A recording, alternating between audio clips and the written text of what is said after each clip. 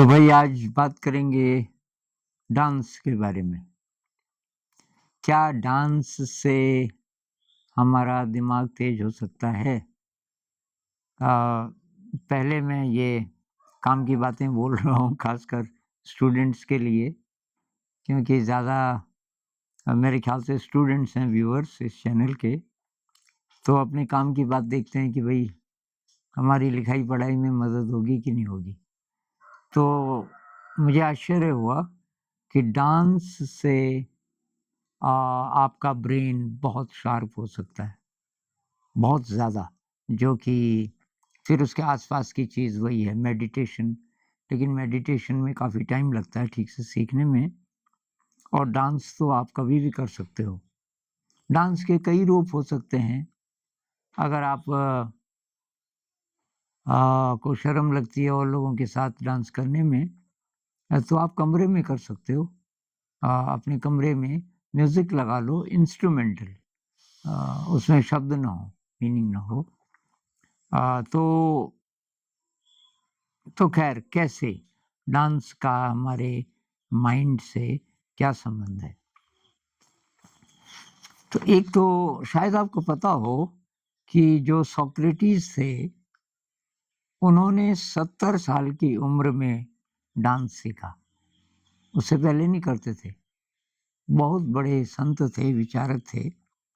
और इसपे मैंने एक वीडियो बनाया था, जिसमें मैंने ज़िक्र किया था कि उनकी वाइफ़ का नाम था ज़ांथीपी, और इतिहासकार कहते हैं कि ज़ांथीपी जैसी बदमिजाज औरत शायद कभी इस दुनिया में कहीं हुई हो, क्योंकि उसके बारे में बहुत ही ज़्यादा खतरनाक चीज़ें इतिहासकारों ने लिखी हैं। और सोक्रेटिस ने जानबूझ के उससे शादी की। उसने कहा कि भाई उससे पेशेंस बढ़ेगी मेरी, वो परेशान करेगी और मैं शांत रहने की प्रैक्टिस करूँगा। तो लेकिन उन्होंने ये ढूँढा 70 साल की उम्र में कि डांस और म्यूज़िक, ये 2 चीज़ें हैं कमाल की। ये उन्हीं के शब्द हैं। Music and dance are 2 arts that complement each other and form the beauty and power that are the basis of happiness. खुशी के लिए जो शक्ति चाहिए, जो सुंदरता चाहिए, वो हमें डांस और म्यूज़िक से मिलती है, और ये दोनों एक दूसरे को कॉम्प्लीमेंट करते हैं। मतलब ये दोनों मतलब एक दूसरे को पूरा करते हैं। अब मैंने न्यूरोलॉजी में फिर पढ़ा इसके बारे में, तो वो कहते हैं कि इससे आपका मूड सही रहता है, एंग्जायटी कम होती है, स्ट्रेस कम होता है, जो कि आजकल स्टूडेंट्स में बहुत पाया जाता है। और ये डोपामिन, सेरोटोनिन, ऑक्सीटोसिन और एंडोर्फिन, ये 4 जो न्यूरोट्रांसमीटर हैं, जो हमारी ज़िंदगी को बहुत अच्छा बनाते हैं, हमें खुशी देते हैं, ये सारे के सारे डांस से रिलीज़ होते हैं। किस हद तक रिलीज़ होंगे डिपेंड करेगा डांस किस प्रकार का है। अब एक तो है कि आप अकेले ही डांस कर रहे हो, और तो उसमें चैलेंज कम है। आप किसी और के साथ कर रहे हो और स्टेज पे कर रहे हो, उसमें और ज़्यादा है। तो ग्रुप डांस है, मतलब काफ़ी सारे लोग हैं, उसमें और भी बातें आती हैं। लेकिन ये प्रूव हो चुका है कि डांस आपकी कॉग्निटिव एबिलिटीज़ को शार्प करता है, मतलब आपके जो सोचने समझने की शक्ति है उसको बढ़ाता है। एक बार मैं फिर आपको ये चित्र दिखा देता हूँ, जो मैंने बहुत बार यूज़ किया है पहले भी। ब्रेन का एक चित्र, ये वाला। ये हमारा जो ह्यूमन ब्रेन है, जब हम आमतौर पे दिमाग बोलते हैं तो उसमें ये शामिल है। ये पूरा चित्र नहीं है दिमाग का, पूरा चित्र हो भी नहीं सकता क्योंकि उसकी बहुत सारी लेयर्स हैं। तो ये टॉप मोस्ट लेयर है, इसके कारण हम इंसान बने। तो इन एरियाज़ की काफ़ी स्टडी हो चुकी है, ये न्यूरोसाइंस में, न्यूरोलॉजी में। और डांस का क्या संबंध है, डांस क्या करता है, ये काफ़ी स्टडीज़ आजकल इस पे हो रही हैं। तो ये जो है आपका फ्रंटल लोब, ये वाला, इसको कह सकते हैं कि ये बॉस का काम करता है, मतलब एक खास फैसले यही करता है। और इसमें thinking, reasoning, decision making, planning, speech ability, ये सारी चीज़ें इसका विभाग है। तो जिन लोगों को सोचने का काम करना पड़ता है, तो ये एरिया उसका, उन लोगों का डेवलप्ड होना चाहिए। तो एक तो ये। अब ये जो पेरिटल लोब है, ये टच के साथ काम करता है। टच, टेम्परेचर, पेन, प्रेशर, मतलब जिसको हम शरीर की संवेदना बोलते हैं। और स्पेस, तो स्पेस से रिलेटेड सारी बातें, जैसे ज्योमेट्री में होता है, जैसे फिजिक्स में होता है कि ये नदी पार करनी है और कोई स्विमर है और वो सीधा जाना चाहता है, लेकिन करंट भी उसको बहा के ले जा रहा है, तो किधर जाएगा?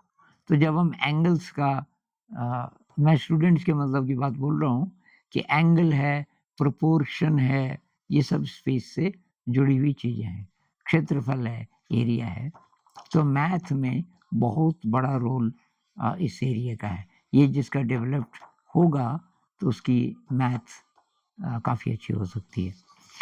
अब ये है टेम्पोरल लोब, इसमें मेमोरी है, रिदम है, पिच है, ये जो म्यूज़िक, और ये म्यूज़िक वाला यही वाला है, इसमें हियरिंग है, हियरिंग है। तो जो भाषा है, भाषा के लिए हियरिंग बहुत बढ़िया होना चाहिए। तो भाषा है, और ये संगीत से जो चीज़ें होती हैं, जिसमें रिदम है, पिच है, मेलोडी है, वगैरह वगैरह, सुनने से संबंधित ये एरिया विकसित होगा। और फिर ये रह गया आपका ये वाला ब्लू वाला ऑक्सीपिटल लोब, ये विजन के साथ काम करता है। विजन, तो विजन में क्या क्या चीज़ें आती है? Colour, texture, size, distance, depth, ये सब विजन में आता है। और इसका बहुत बड़ा संबंध है पढ़ाई लिखाई से भी, कि भाई आप कितना देख पाते हो, क्या चीज़ देखते हो उसमें। तो डांस क्या करता है, इन सब को इंटीग्रेट कर देता है, क्योंकि डांस में आपको एक साथ इन सब को यूज़ करना पड़ता है। अब कैसे कैसे करना पड़ता है, आप ये कोई भी डांस देख लीजिए, किसी सॉन्ग के साथ डांस। अब मैं तो अपने ज़माने की एक फिल्म है पाकीज़ा, जिसमें बहुत कमाल के डांसेस थे मीना कुमारी के।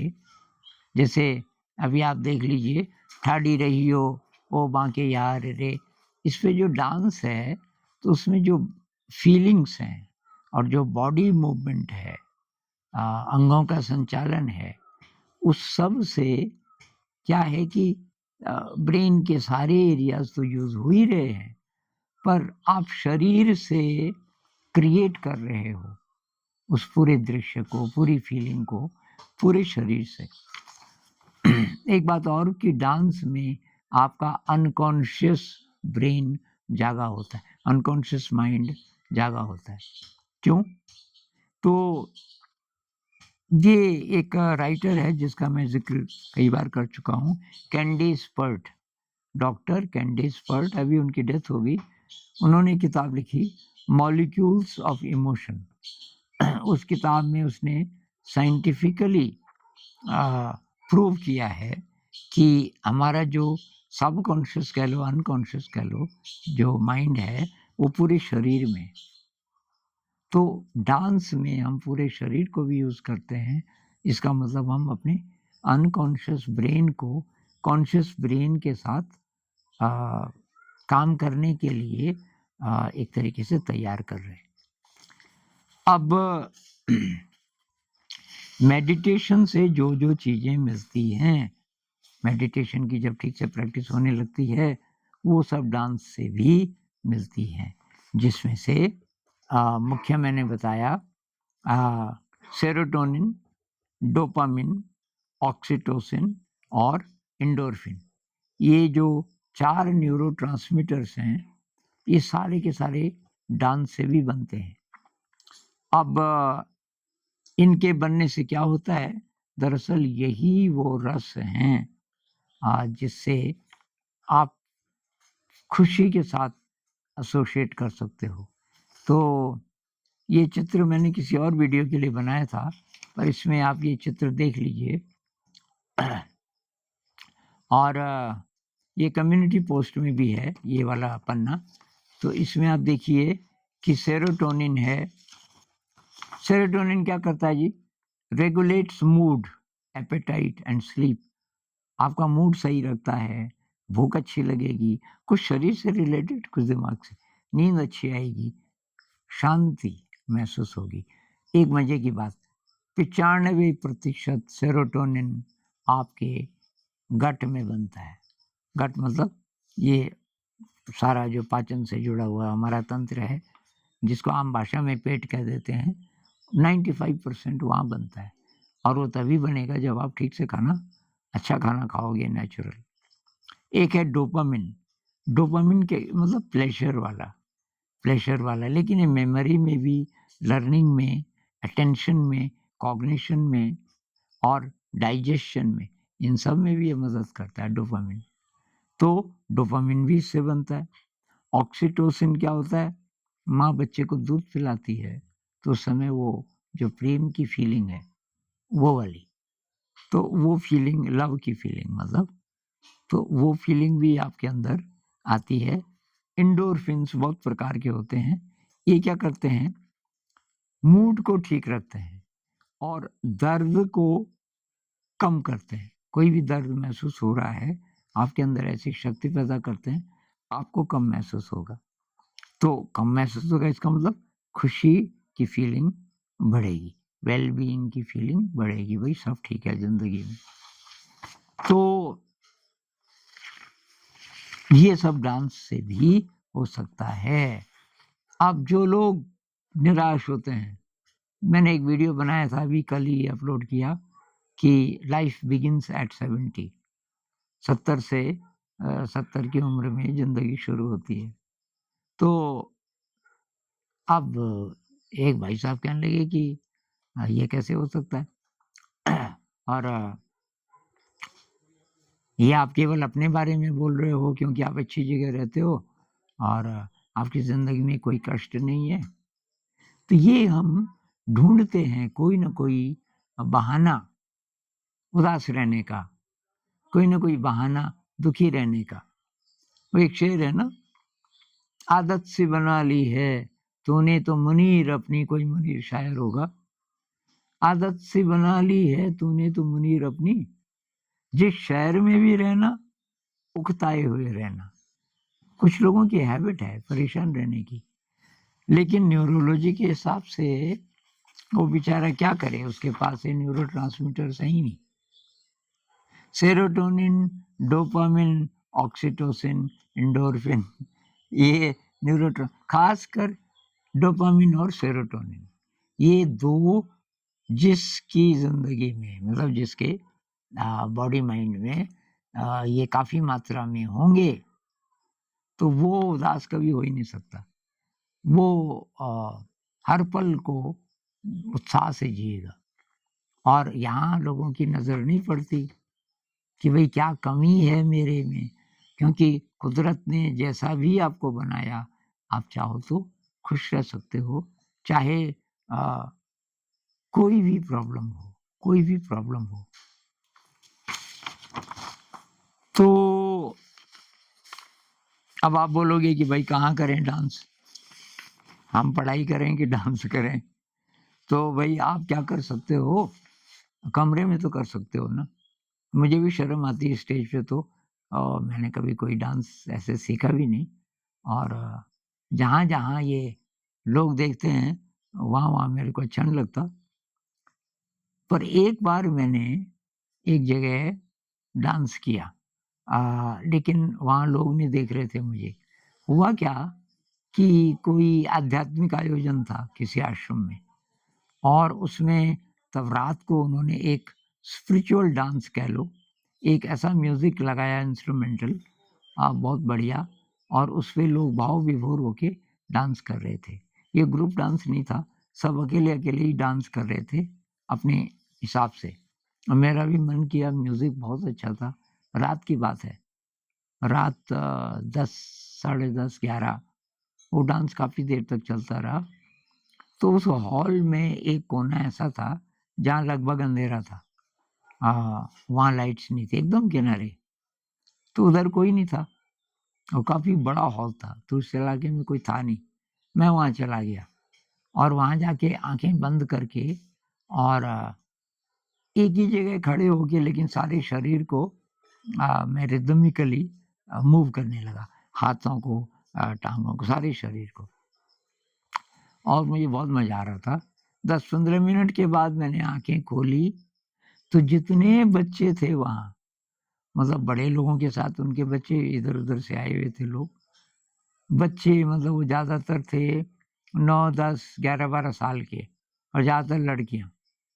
वो सारे मेरे सामने और वो मेरे जैसा डांस करने की कोशिश कर रहे। अब मैं चुप हो गया, मैंने कहा तुम कहाँ से आए? तो आनंद स्वामी बोलते थे मुझे। आनंद स्वामी के बस यही डांस हमें पसंद आया। हम कि देख रहे थे सबको और आप जो डांस कर रहे हैं ये असली डांस है, प्लीज़ हमको सिखाओ। अरे मैंने कहा यार ये डांस थोड़ी है, मैं तो शरीर को हिला रहा हूँ। नहीं, नहीं कि आप कुछ भी बोलो, प्लीज़ हमें सिखाओ। तो मैंने कहा करो मेरी तरह। तो वो एक डांस है उसको मैं घर पे भी करता हूँ। म्यूज़िक हो ना हो म्यूज़िक है तो बहुत बढ़िया, कोई अपनी पसंद का लगा देता हूँ, वायलिन वगैरह। वायलिन मुझे बहुत पसंद है। अ, और तो ये आप कर सकते हो घर पे भी। उसमें पूरा विभोर शरीर को स्टाइल की ज़रूरत नहीं है। मतलब डांस मैंने सीखा ही नहीं तो मैं कैसे करूँ? अरे शरीर जानता है। शरीर को हिलने दो उसके साथ, म्यूज़िक के साथ जैसे भी हिलना चाहे और बहुत कमाल की ये एक्सरसाइज़ है। तो सोक्रेटिस ने 70 की उम्र में शुरू किया और उनकी हेल्थ बहुत बढ़िया फिर पहले भी ठीक थी पर और अच्छी होने लगी। तो किसी ने पूछा जब वो कुछ साल बाद कि सोक्रेटिस साहब ये आपकी सेहत का राज क्या है? उन्होंने कहा मैं आधा घंटा डांस करता हूँ रोज़ अपने घर में। म्यूज़िक हो या ना हो, उस ज़माने में म्यूज़िक का मतलब किसी को बोलना पड़ता होगा कि जी आप थोड़ा बजाओ। तो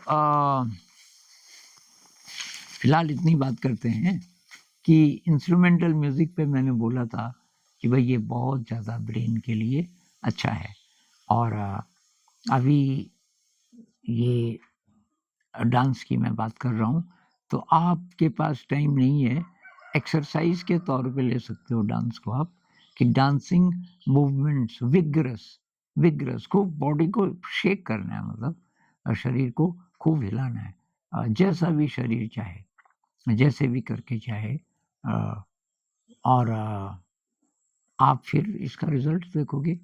आपके पास जितना भी समय है पर कम से कम भई 15 मिनट तो ज़रूर, उससे कम में तो कुछ नहीं होता। हो सके तो आधा घंटा अगर आपने डांस कर लिया, अब आप सब लोग जवान हो, तो आधा घंटा तो आपको करना चाहिए या फिर कोई एक्सरसाइज़ और करो ना करो।